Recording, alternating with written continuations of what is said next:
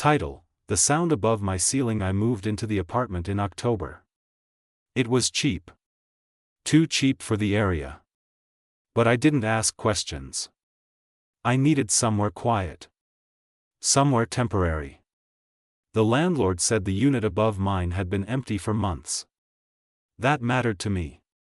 I work from home. I like silence. The first night was normal. The second night, at exactly 2:17 a.m., I heard something. A dragging sound. Slow. Heavy. Like furniture being pulled across the floor. I checked the time because it woke me up instantly. 2:17, I stared at the ceiling. The dragging continued for about 30 seconds. Then it stopped. I assumed someone had moved in upstairs without the landlord updating me. The next morning, I texted him. He replied immediately. No one lives there. I thought maybe he meant no long-term tenant. Maybe someone was viewing the apartment. I let it go. The third night, it happened again. 2:17 a.m. Dragging. But this time, it sounded closer. Not across the entire ceiling. Directly above my bed. I didn't move. I don't know why. It felt like if I acknowledged it, it would get louder. The sound lasted longer. Almost a full minute. Then silence. I didn't sleep after that. The next day I walked upstairs and knocked on the door. No answer. I tried the handle. Locked. I pressed my ear against the door. Nothing.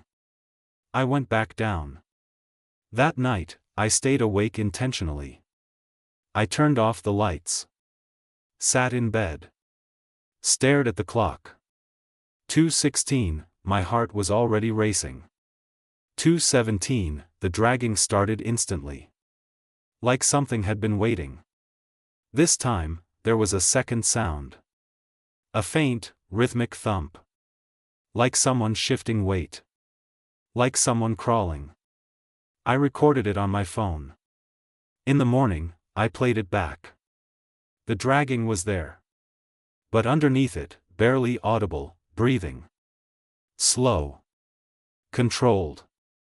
Not panicked. Just breathing. I convinced myself it was interference. Audio distortion. My imagination. I went to the landlord in person. He unlocked the upstairs unit for me. We walked inside together. It was empty. No furniture. No boxes. No carpet. Bare wooden floors. But there was something strange. On the floor, in the dust, were long parallel lines. As if something heavy had been dragged repeatedly across the same path. From one side of the room. To the center. Directly above where my bed would be downstairs. The landlord blamed previous tenants. Said maybe they moved furniture before leaving. But the dust looked fresh. Disturbed recently. That night I moved my bed to the other side of the room. I didn't tell anyone why. I didn't want to sound irrational. 2:17 a.m. The dragging started again. Except now, it wasn't above my bed. It was above where my bed used to be. Exactly. I felt cold. Not scared. Cold. Like something had expected me to still be there. The next night, I didn't try to sleep. I placed my phone on record. 2:17 a.m. The dragging began. Then stopped. Then something else happened. A soft impact. Right above my ceiling. As if something had dropped to the floor. Then, 3 slow knocks. From above. I didn't respond. The knocks came again. 3. Then 3 more. I told myself it was pipes. Wood contracting. Old buildings make noise. But buildings don't adjust to your furniture. The next day I installed a small camera facing my ceiling. I knew it wouldn't capture much. But I needed proof. That night I didn't look at the clock. I didn't want to anticipate it. But my body knew. I woke up suddenly. Complete silence. I checked the time. 2:16, nothing happened at 2:17. I almost felt relief. Then, the dragging started. But not above me. Inside my room. A slow scraping sound against my floor. I froze. The sound moved toward my bedroom door. Stopped. Then silence. I didn't check. I couldn't. In the morning, I reviewed the camera footage. At 2:17 a.m., something pressed down on the ceiling. Not a shadow. Not movement. An indentation. As if weight had been applied from above. Then, for 3 seconds, the ceiling surface bent downward. Like someone lying flat against it. Directly over where I had been sleeping weeks ago. I stared at the frame over and over. The landlord insisted the apartment above was empty. I demanded he check again. We went upstairs. The door was still locked. He opened it. Empty. But in the center of the room, directly above mine, there was a dark outline on the floor. Human-shaped. Not a stain. Not a shadow. More like pressure. Like wood slightly warped from weight. The landlord didn't see it. Or pretended not to. I started sleeping with the lights on. The dragging stopped for 3 nights. Then on the 4th night, something new happened. I woke up because my mattress shifted slightly. Not violently.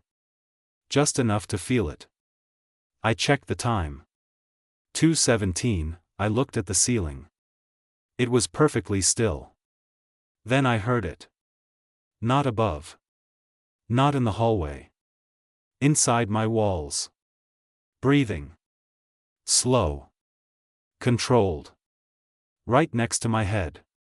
I moved out the next morning. I didn't tell the landlord why. I didn't ask for my deposit back. I just left. A week later I drove by the building. Curiosity. The upstairs window was open.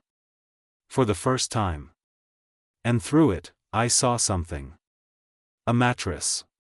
On the floor. In the center of the room. Aligned perfectly above where my bed had been. There had never been a tenant. But something had been there. Waiting. Every night. At 2:17. Told myself it was over. New apartment. Different neighborhood. Different ceiling. No 2:17. For 3 nights, I slept without interruption. On the 4th night, I woke up before my alarm. No noise. No dragging. Just the kind of silence that feels heavy. I checked the time. 2:16 a.m. My heart started racing before anything happened. 2:17. Nothing. No sound. I exhaled. Then my phone buzzed. One notification.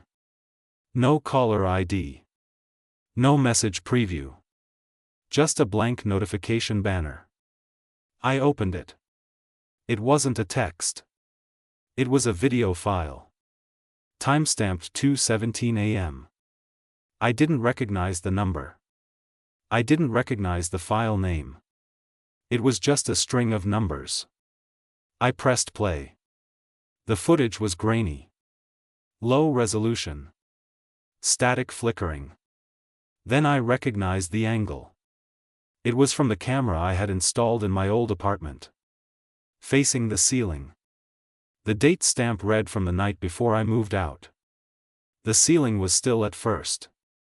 Then it bent downward. More than before. The plaster stretched like soft fabric. An indentation formed slowly. Then. A shape. Not pressing from above. Emerging. Something pushing through. The surface didn't crack. It warped. Like something behind it was thin enough to press without breaking. Then the video glitched. 3 frames. In those frames I saw something I can't explain. A face. Not clear. Not detailed. Just the impression of eyes and a mouth pressing against the ceiling surface. Then the file ended. I called the landlord. He didn't answer. I drove back to the building the next day. The upstairs window was.